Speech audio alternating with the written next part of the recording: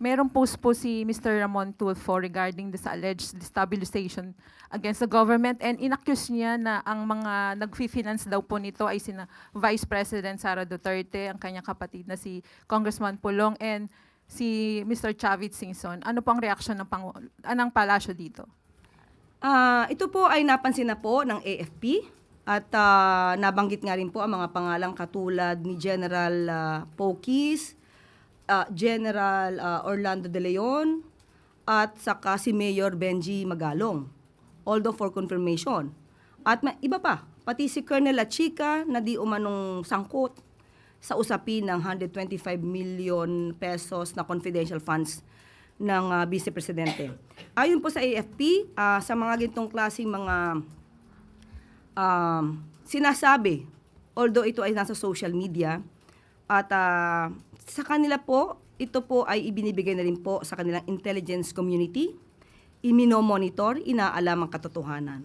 Hindi naman po ibig sabihin na nasabi sa social media, ito ay agad na dapat paniwalaan. So kailangan po nilang i-validate, at sa ngayon po, ayon sa AFP, ito po ay pinamomonitor at binigay na po nila sa intelligence community nila.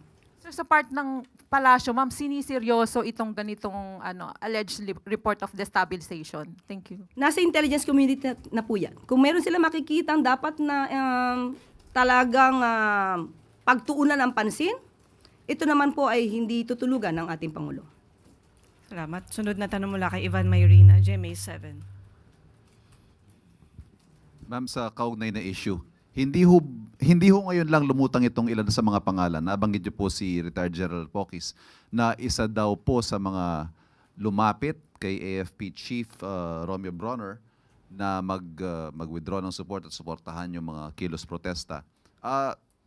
Umuusad na ho ba yung investigasyon tungkol sa mga aksyong ito ng mga retired generals and probably the rest of the people in the list?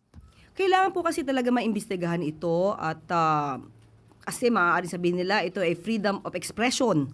Pero muli, titingnan natin kung ano ang hangganan at kailangan po talaga itong mapaimbestigahan kung ito po ay parte na po talaga ng destabilization.